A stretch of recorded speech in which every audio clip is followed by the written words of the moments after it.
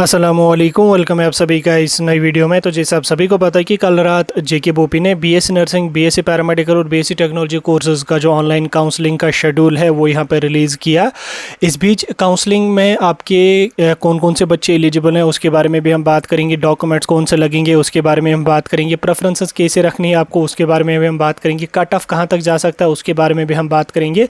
सारी चीज़ें आपके साथ हम डिटेल में डिस्कस करेंगे। ये वीडियो बहुत ही ज़्यादा इंपॉर्टेंट रहेगा क्योंकि कल वाला जो हमने काउंसलिंग के बारे में वीडियो अपलोड किया था वो जस्ट हमने शॉर्ट वीडियो अपलोड किया था, टाइम उस टाइम नहीं था क्योंकि लगभग 10:30 बजे के अराउंड जो काउंसलिंग का शेड्यूल था वो रिलीज़ हुआ था, तो उस टाइम उतना ज़्यादा टाइम नहीं था कि हम सारी चीज़ों को डिस्कस करें। तो अभी के लिए मैं इस नोटिफिकेशन को डिटेल में समझाऊंगा, सारे इंपॉर्टेंट पॉइंटर्स जो है उनको आपको समझाने की कोशिश करूँगा, इसलिए इस वीडियो को एंड तक देख लेना, चैनल को भी सब्सक्राइब कर देना, व्हाट्सएप और टेलीग्राम ग्रुप ज्वाइन कर लेना, लिंक आपको डिस्क्रिप्शन में मिल जाएगी। तो चलिए वीडियो को शुरू कर ले। तो देख लेते हैं यहाँ पे BSc nursing, paramedical, BSc technology courses की ऑनलाइन काउंसलिंग के बारे में। तो देखो ऑनलाइन काउंसलिंग का शेड्यूल हमारा आ चुका है, आप यहाँ पे स्क्रीन पे नोटिफिकेशन देख सकते हैं। काउंसलिंग जो हमारी रहेगी वो ऑनलाइन मोड में रहेगी, जैसा हमने आपको पहले ही बोला था कि हमारा जो काउंसलिंग बीएससी नर्सिंग का होगा वो ऑनलाइन मोड में रहेगा। बीएससी नर्सिंग के लिए भी, बीएससी पैरामेडिकल के लिए भी और बीएससी टेक्नोलॉजी कोर्सेज के लिए एक ही एग्जाम हुआ था और एक ही काउंसलिंग यहाँ पे तीनों के लिए हो जाएगी। अब इस बीच अगर आपने फॉर्म फिल करते समय बीएससी नर्सिंग को टिक करा था तो आपको बीएससी नर्सिंग के ही कॉलेजेस दिखेंगे। अगर आपने बीएससी पैरामेडिकल को टिक करा है वहाँ पे फॉर्म भरते समय तो बीएससी पैरामेडिकल के ही कॉलेजेस आपको वहाँ पे प्रेफरेंस में दिखेंगे, और टेक्नोलॉजी को टिक आपने करा तो उसी को कॉलेजेस दिखेंगे। और तीनों को अगर आपने टिक करके रखा है तो तीनों कोर्सेज के कॉलेजेस आपको अपनी प्रेफरेंस शीट में जब आप अपनी प्रेफरेंसेस इंडिकेट करेंगे तो वहाँ पे देखने को मिलेंगे। अब इस बीच यहाँ पे अगर हम बात करेंगे काउंसलिंग में इन्होंने कितने बच्चों को बुलाया, आप यहाँ पे देख सकते हैं काउंसलिंग में इन्होंने ऑलमोस्ट सभी बच्चों को यहाँ पे बुलाया है, यानी कि 26,451 स्टूडेंट्स को इन्होंने जो है वो काउंसलिंग राउंड 1 में यहाँ पे बुलाया है। दैट मीन्स कि जितने भी स्टूडेंट का यहाँ पे 0.25 या उसके एबो स्कोर है सभी के सभी बच्चों को इन्होंने बुलाया है। इन्होंने कुछ ही स्टूडेंट हैं जिनका माइनस में स्कोर है उनको ही यहाँ पे जो है वो इन्होंने एक्सक्लूड किया है, बाकी सभी बच्चों को इन्होंने काउंसलिंग में यहाँ पे इंक्लूड किया है। बाकी सभी बच्चे जो है वो काउंसलिंग के लिए यहाँ पे एलिजिबल है। हालांकि ये सब पहली बार हो रहा है कि जेके बोपी ने एक ही राउंड में इतने सारे बच्चों को काउंसलिंग के लिए बुलाया। पहले क्या होता था कि 7, 8, 9 हज़ार ज़्यादा से ज़्यादा बच्चों को ये काउंसलिंग के लिए बुलाते थे, लगभग 8 to 9,000 स्टूडेंट्स को ये काउंसलिंग के लिए बुलाते थे, लेकिन अब की बार इन्होंने सभी 26,451 स्टूडेंट्स को बुलाया। अब आप यहाँ पे देख सकते हैं 26,000 स्टूडेंट अगर काउंसलिंग के लिए जाएंगे तो 1,000 हर स्टूडेंट की यहाँ पे फ़ी है, तो आप देख सकते हैं वो पैसे करोड़ों में यहाँ पे होते हैं। बहरहाल एक साइड से अच्छी बात है कि जो प्राइवेट सीटें होती हैं वो वैकेंट रह जाती थी, तो जिन बच्चों का 30 के बिलो स्कोर होता था उनमें ही मैक्सिमम बच्चे प्राइवेट सीट्स में चले जाते थे, प्राइवेट कॉलेजेस में चले जाते थे। अब वो बच्चे काउंसलिंग के लिए जब एलिजिबल नहीं होते थे तो प्राइवेट में फिर वो सीटें वैकेंट रह जाती थी, फिर डायरेक्ट एडमिशन की सरदर्दी वहाँ पे होती थी। जैसा आप सभी को पता है कि डायरेक्ट एडमिशन के थ्रू बाकी जो सीटें बच जाती थी फिल हो जाती थी, लेकिन अब की बार इन्होंने क्या किया, इन्होंने सभी के सभी बच्चों को काउंसलिंग के लिए यहाँ पे बुलाया। अब देखो काउंसलिंग जो हमारी रहेगी वो ऑनलाइन मोड में रहेगी। इसमें आपका जो प्रोसेस है वो स्टार्ट होने वाला है आज से 22 जुलाई से लेकर 26 जुलाई तक। आप याद रखना ये आपके पास 5 ही दिन का टाइम है। इन 5 दिनों में आपने अपनी काउंसलिंग जो है वो करनी है, अपनी चॉइसेस इंडिकेट करनी है, अपने डॉक्यूमेंट्स अपलोड करने, और सारी चीज़ें आपको यहाँ पे विद इन दिस टाइम जो आपका ये 5 डेज है इन्हीं 5 दिनों के अंदर अंदर सारी चीज़ें करनी है। ठीक, ये डेट एक्सटेंड आपकी बिल्कुल भी नहीं होती है, तो इसलिए अपना टाइम वेस्ट नहीं करना, एज सून एज पॉसिबल आप अपनी चॉइस फिलिंग को कर लेना है। ठीक, तो अब इस बीच यहाँ पे आपको जो है वो फ़ी जो होगी वो यहाँ पे आपको 1000 रहेगी। अब सीट मैट्रिक्स तो अभी आ गया होगा, अभी मैंने देखा नहीं, मे बी आज 1 बजे तक सीट मैट्रिक्स भी वेबसाइट पे आ जाएगा, जो ही आ जाएगा बता दिया जाएगा आपको।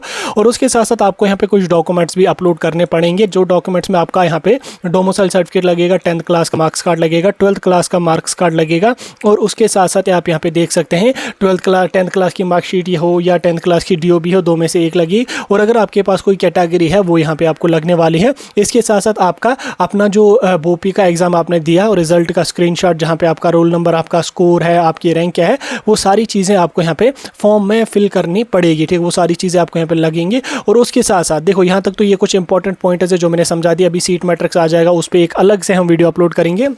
अब देखो बहुत सारे बच्चों को ये कन्फ्यूजन है कि 26,000 स्टूडेंट्स को इन्होंने अगर काउंसलिंग के लिए बुलाया, यानी कि 26,451 स्टूडेंट्स को अगर इन्होंने काउंसलिंग के लिए बुलाया, क्या सभी के सभी स्टूडेंट्स को सीट मिलेगी या नहीं मिलेगी? तो इस बीच ऐसा नहीं है कि सभी के सभी स्टूडेंट्स को सीट मिलेगी। 26 स्टूडेंट यहाँ पे काउंसलिंग के लिए एलिजिबल हैं। ठीक, काउंसलिंग के लिए ये बच्चे जा सकते हैं। अब सिलेक्शन के लिए जो college wise, course wise cut off है वो अलग चला जाता है। ठीक, ऐसा नहीं है कि किसी बच्चे के 0.25 पॉइंटर्स हैं वो तो काउंसलिंग के लिए एलिजिबल है। अब वो बच्चा यहाँ पे सोच सोचेगा कि मुझे जो है वो कोई जीएमसी में एडमिशन मिलेगा, मुझे एडमिशन मिलेगा, उसका तो एडमिशन गवर्नमेंट कॉलेज में मिलना पॉसिबल है ही नहीं, कोई चांस ही नहीं है उसका। अब देखो जिन बच्चों की यहाँ पे 50 या 60 के बिलो स्कोर आ रहे हैं, अगर आप ओपन मेरिट्स हैं, अगर आपका 60 के बिलो स्कोर आ रहा है तो आप ये ना सोचना कि मुझे गवर्नमेंट सीट मिलेगी, ऐसा पॉसिबल नहीं है। 60 के बिलो ओपन मेरिट वाले जो बच्चे हैं उनको यहाँ पे प्राइवेट में ही एडमिशन हो जाएगा, उनको गवर्नमेंट में एडमिशन मिलने का कोई चांस नहीं है। और जो मैंने एक्सपेक्टेड कट ऑफ डाला था, जिसके हिसाब से मैंने आपको college course wise cut off डाला था, उस हिसाब से आई थिंक 70 के बिलो जिन बच्चों का स्कोर है ओपन मेरिट में उनको प्राइवेट ही सीट मिलेगी, उनको गवर्नमेंट सीट मिलने की चांसेस यहाँ पे नहीं है। 80 के प्लस अगर आपका है, 80 के अराउंड भी अगर आपका है तो मे बी चांसेस बन सकते हैं थोड़े से। बाकी 70 के बिलो अगर आपका स्कोर है तो आपको प्राइवेट ही सीट मिलेगी। और खासकर जो बच्चे फिर ये 30 के बिलो आ रहे हैं ना, 18, 19, 20, 15, 16, 17, 18, तो इन बच्चों को तो प्राइवेट में ही एडमिशन मिलेगा। फिर अगर वो आरबीए कैटेगरी से हैं, ओबीसी कैटेगरी से हैं, इन बच्चों को प्राइवेट सीट ही यहाँ पे मिल सकती है। लेकिन जो बच्चे ईडब्ल्यूएस कैटेगरी से बिलोंग करते हैं, अगर आपका 30 के बिलो भी स्कोर है, लाइक आपका अगर 20 है, 18 है, तो आपके थोड़े से चांसेस बनते हैं कि आपको मे बी पैरामेडिकल की कोई ब्रांच यहाँ पे मिल सकती है। अगर ईडब्ल्यूएस में आपका 10 स्कोर है, 15 स्कोर है, तो भी आपको पैरामेडिकल की कोई ब्रांच किसी जम्मू साइड के कॉलेज में यहाँ पे मिलने के थोड़े से चांसेस रहेंगे। लेकिन अगर आप ओपन मेरिट्स हैं, फिर आप सोच रहे हैं कि मुझे 0.25 या 10 पॉइंट्स में गवर्नमेंट कॉलेज मिलेगा, ऐसा कुछ भी यहाँ पे नहीं होगा। अगर आपका स्कोर काफ़ी कम है तो गवर्नमेंट कॉलेजेस को प्रेफरेंस ही अपनी नहीं देना, सीधे प्राइवेट कॉलेजेस में प्रेफरेंस देना। अगर प्राइवेट कॉलेजेस की फ़ी आप लोग अफोर्ड कर सकते हो तो ठीक, तो प्राइवेट कॉलेजेस को ही आप प्रेफरेंस देना। ठीक, फिलहाल ये जो बच्चे हैं ये सिर्फ और सिर्फ काउंसलिंग के लिए एलिजिबल हैं, ऐसा नहीं है कि इन बच्चों को जो वो सीट यहाँ पे मिलेगी। अब देखो इसमें जो बच्चे 0.25 या 5 मार्क्स या 10 मार्क्स वाला बच्चा है वो तो काउंसलिंग में पार्टिसिपेट करेगा। अब वो क्या काम कर लेगा जिस बच्चे के जो वो 30 के बिलो पॉइंट्स हैं, तो वो बच्चा अगर प्राइवेट कॉलेज रख भी लेगा तो जम्मू साइड के प्राइवेट कॉलेज रख लेना, वहाँ पे सीटें काफ़ी वैकेंट रहती है और वहाँ पे आपको सीट मिलने के ज़्यादा से ज़्यादा चांसेस रहेंगे। तो इसलिए अगर आपका ज़्यादा कम स्कोर है तो प्राइवेट में भी आप जम्मू की प्रेफरेंस रखने की कोशिश करना, क्योंकि जम्मू के जो प्राइवेट कॉलेजेस हैं उनमें कट ऑफ काफ़ी कम चला जाता है और उनमें अगर हम देखेंगे हर साल यहाँ पे मैक्सिमम से मैक्सिमम सीटें वैकेंट रहती हैं। तो इसलिए आप लोग कोशिश कर लेना कि जम्मू के प्राइवेट कॉलेजेस को ही रखने की। बाकी काफ़ी सारे बच्चे हमें बोलते हैं कि लोवेस्ट कट ऑफ कितना जाएगा, क्या कुछ जाएगा। देखो कट ऑफ मैंने ऑलरेडी वीडियो डाला है, तो जो कैटेगरीज हैं जो ओपन मेरिट के हैं उन पे मैंने ऑलरेडी गवर्नमेंट कॉलेजेस का कट ऑफ डाला। प्राइवेट में काफ़ी कम कट ऑफ चला जाता है और खासकर जम्मू के प्राइवेट कॉलेजेस में और भी कम कट ऑफ चला जाएगा। बाकी जो बच्चे काउंसलिंग के लिए पार्टिसिपेट करेंगे, काउंसलिंग के लिए अच्छी तरह से प्रेफरेंसेस रखना, अच्छी तरह से चॉइसेस फिल करना, कोई जल्दबाजी नहीं करना, सोच समझ के अपने प्रेफरेंस को इंडिकेट करना। और बाकी मैं आपको वीडियोज़ के जरिए भी गाइड करता रहूँगा, टेंशन लेने की कोई भी जरूरत नहीं, मैं इंशाल्लाह सारी चीज़ें आपको समझाता रहूँगा। अब देखो काउंसलिंग में डॉक्यूमेंट्स में आपका 10-12 का मार्क्स कार्ड लगेगा, डोमिसाइल सर्टिफिकेट लगेगी और कैटेगरी अगर कोई है वो लगेगी। और उसके साथ साथ आपका जो जेके बोबी का एग्ज़ाम आपने दिया उसका आपके पास रोल नंबर होना चाहिए, उसमें आपका जो है वो एप्लीकेशन नंबर क्या था वो पता होना चाहिए, उसमें आपका स्कोर क्या था और रैंक क्या थी, ये चीज़ें आपको पता होनी चाहिए। तो आप काउंसलिंग का फॉर्म यहाँ पे फिल कर सकते हैं। तो जो ही काउंसलिंग की लिंक एक्टिवेट हो जाएगी, हम एक डिटेल्ड वीडियो अपलोड करके आपको पूरी तरह से गाइड करेंगे, पूरा प्रोसीजर हम आपको समझा देंगे कि कैसे फॉर्म भरना है, क्या कुछ स्टेप्स हैं, वो सारी चीज़ें हम आपको समझा देंगे। और उसके साथ साथ जो ही आपका सीट मैट्रिक्स आ जाएगा वो भी हम आपको समझाने की कोशिश करेंगे, सीट मैट्रिक्स को भी हम समझा देंगे। और फीस स्ट्रक्चर को लेकर अगर मैं आपके साथ बात करूँ तो फीस स्ट्रक्चर जो आपका रहेगा, गवर्नमेंट के जो कॉलेजेस हैं, बीएससी नर्सिंग में आपका 10 to 15,000 फी रहती है, बीएससी पैरामेडिकल में 20,000 to 23,000 के अराउंड यहाँ पे फी रहती है। यूजुअली इसकी बीएससी पैरामेडिकल की 15 से 16,000 है, लेकिन कुछ कॉलेजेस में 20 से 25,000 आपको ईयरली फी लगेगी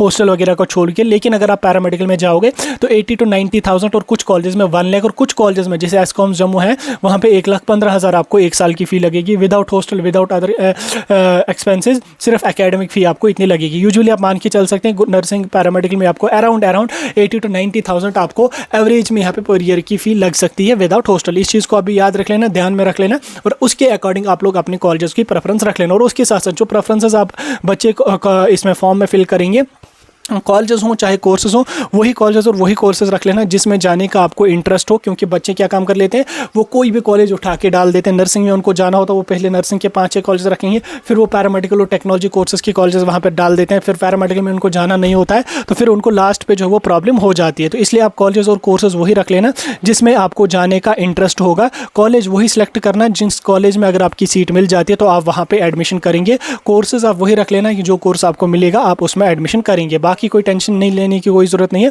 कोई डाउट होगा मुझे कमेंट्स में पूछ सकते हैं, आने वाले दिनों में आपको और भी वीडियोस मिलेंगी और सारी चीज़ें हम आपको समझा देंगे।